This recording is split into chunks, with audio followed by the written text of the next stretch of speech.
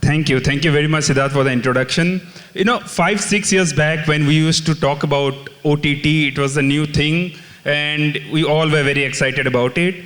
So we used to ask Samir, like, what is this OTT? And he would say that there is a need gap. Everybody would say that there is a need gap when it comes to content. And we had asked him once, and he came out with this, that between Nagin and Narcos, there is a world. That world is the need gap. And that quite explained what he was up to. Do you think that gap has been filled somewhere? Hello everyone. I mean, when you talk about this, the gap between Nagin and Narcos, is that TV growing over the last 20 years has gotten to now 200 million homes.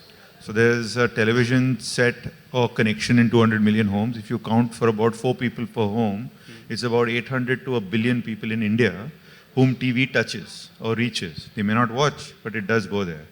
And OTT and streaming is now currently, I think, gotten up to about 20 million. So there's a huge gap in that. And when we were talking about this thing, at that time, I think OTT was about a couple of million. Yeah. So that's the gap. So, and TV has got to the point where currently, like all the daily soaps, the reality shows, and essentially Nagin as a show had become really the most popular show. So that's an audience who watches that. There's an audience, a niche audience that watches English language content and on the streamers. And then there's a large gap in between that wants to grow up from Nagin, but can't quite get to Narcos and Game of Thrones and that. So that's the gap. And I think that gap is being rapidly filled. The pandemic has helped. There's been a lot more adoption. So yes. So, but when you talk about this 20 million OTT subscribers versus the 20 crore or 200 million television paid subscribers, how do you see this gap being filled as well? Do you see more, and what actually will fill that gap? Will it be regional content? Will it be maybe international content? I think it'll be a combination of all of these things, not just one, because in any case now the big 4 broadcast streamers are mirroring their TV content on streaming. Yeah. So that's happening in any case. So you could technically watch Star Plus on Hotstar, or you could watch you could watch Surya TV on Sun Next or whatever. I think what's going to close this gap is one, the new kind of content that is available on streaming as compared to the available content on TV. So that's one, a changing audience taste. It's also been like 20 years, a whole generation has passed where we've been consuming daily soap operas. So I think that sort of, that desire is there. You asked me earlier, that is there a fatigue for too many series? People have been watching daily soap operas for 20 years. In all the languages, in Hindi, in everything. So I think the fatigue is going to be more for TV and less for streaming. Also what streaming does is it gives you an opportunity to watch when you want to. You can watch it at your own time. It's a non-linear thing. You can watch multiple languages at the same time. You can watch domestic and international in the same service. So I think the technology of streaming is what's making the change. That adding with India's lowest data prices, make for a pretty, and I think there are some 60 crore mobile phones and all of that. Yeah. So I think it's a pretty lethal combination. The combination of low data prices, smart devices, lot of content, flexibility to watch on your own. TV was a very family viewing thing. Correct. Cinema is a very community viewing thing. And streaming is a very individual viewing thing. So I think it's a good situation now. Correct. Historians who have documented the journey of television has often credited Samir for changing the way we watch television, be it with Kaun Banega Crorepati, Kyuki or Kahani. Many said that what KBC for TV was, scam happened to be for OTT. So do you agree to that analogy? No, I think that's too kind. And so Scam was a great show and it did really well and it really caught the imagination of the audience. And the good thing about it was that even though it was, what you oftenly is referred to as the classic OTT show, and typically shows that come onto streamers have a lot of violence and sex and, abuse and supposed to be edgy. So in that sense, Scam was, almost like a family show. And in fact, many times the scary part is that so many people saw Scam and they thought they understood finance. Okay. And a lot of people said that, oh, now after watching Scam, I know I can get into the markets. So that's very scary. But no, it was really successful. But I think there's a little difference because this also comes from the technology. Yeah. So KBC and Kyonki and all of those shows came at a time when there was linear television. There were only 3 real channels, Yeah. Star, Z and Sony. Correct. And because it's linear, you got to make choices. So you can watch this or this. You can't watch both. And it went on because they were dailies. So they went on for 2-3 years. So in a sense, at that time, they were a more dominant and persistent impact. Now what's happening with streaming is big shows come out, you watch Squid Game came out, big global sensation, dies out. Next thing comes along. So shows of course remain as great achievements, but I think the technology has changed, the way we consume has changed. And so yeah, I mean it's a different business now. Correct. You know, Fauda has a fan following in India. We all know Friends has a cult fan following in India. How far are we from Indian shows, you know, traveling all across and creating a fan base? Maybe you are working on a concept like Gandhi. So can show like that move across borders? Well, I really hope so. That's why we are doing it. But yeah, I think now it's really close because the one good thing that the global streamer has done is that the streamer is available, you know, across the world. So in the same vein, how we watch a Money Heist or how we watch a Narcos, technically, audiences elsewhere can watch what we are making. Correct. Right? Again, you know, we tend to look at individual pieces of content and then, you know, sort of generalize it. The reality is that a Money Heist or a Narcos or any of the great movies that you watch are the few and far apart of the truckload of content that they also make. Correct. So I think that moment is waiting to happen. Realistically, when you look back at the history of, you know, audiovisual content, the big global superpower, soft power has been the US and Hollywood, which has in the first instance distributed their content globally and made all of us watch it. That's why we watch Spider-Man and all of that, and they don't necessarily watch what we do. Then the next big ones that succeeded in doing that were the Koreans. Yeah. So they've managed to do that. To some degree, Israeli content sort of broke through. So we know of a few shows. Correct. In recent times, some Latin American shows have also sort of made the grade. Yeah. So hopefully now we are next, and you know Indians also do that. But I think now the technology allows it. Yeah. The reason why we watch a Money Heist or a Narcos is because Netflix exists. Correct. Not because Money Heist or Narcos has broken through to us. So I think, you know, a lot of credit has to be given to the global streaming technology that makes this possible. And then they make it into a global village. Correct. So that's where we are now. So hopefully now, you know, other parts of the village will watch what we do.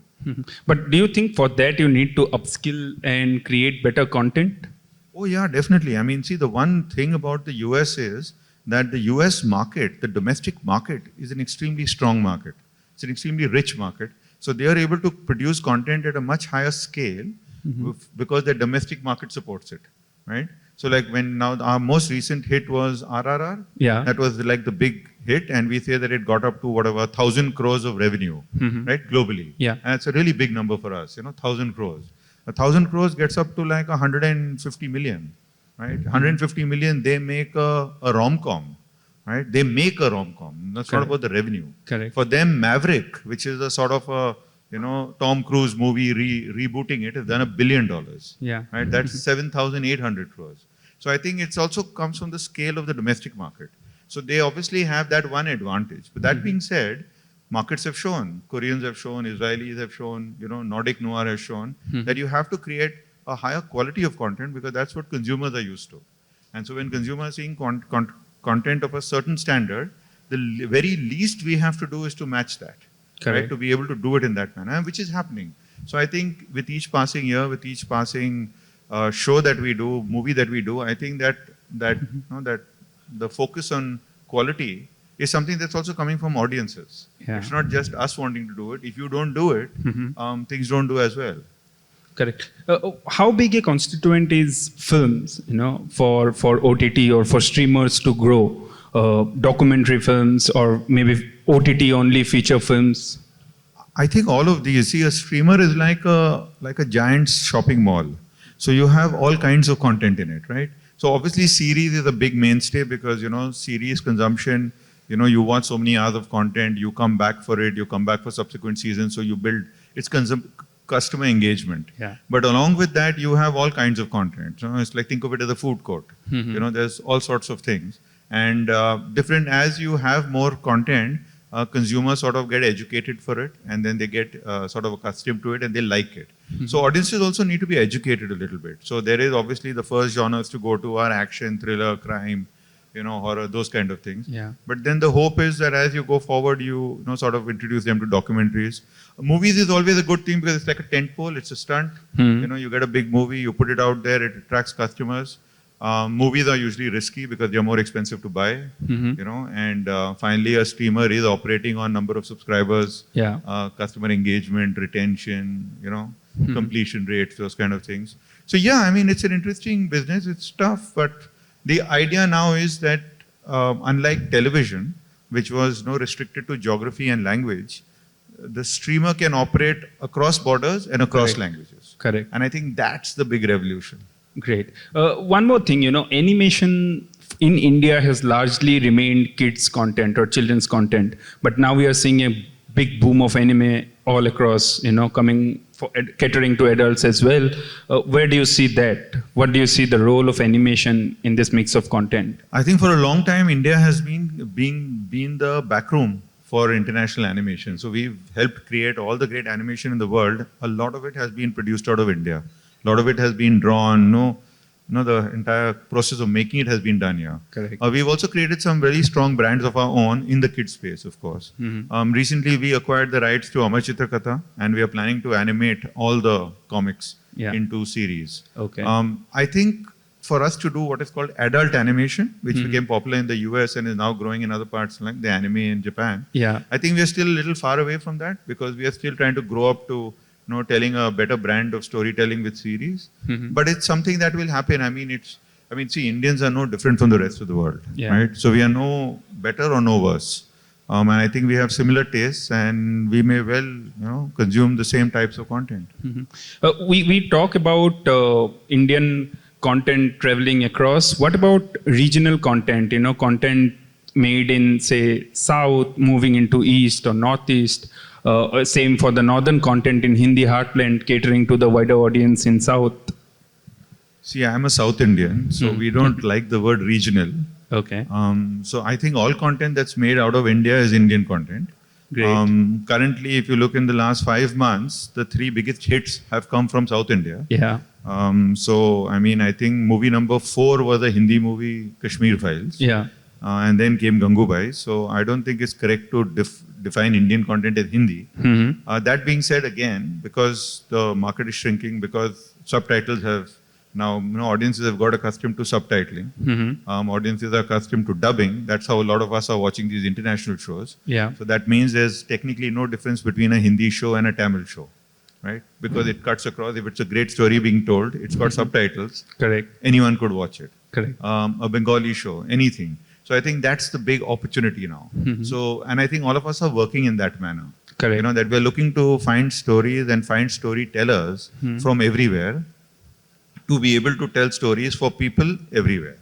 I think that's the big thing. And you'll see a lot of that happen. So now as you go forward, you'll see a lot more of stories breaking through because the only obstacle to us was availability and then the subtitle. And overcoming those barriers, which now streaming is solving. Streaming is solving for that problem. So I think you will see. I mean, that's why we watch Fireside and go gaga about it. Yeah, we got no business doing that, but we do. Correct. Great. I have time for one last question. In the last 5 years of this journey with Applause, can you shed some light on the highlights as well as the lowlights that you learned from? Well, actually, it's all been one big highlight, just starting and doing all this.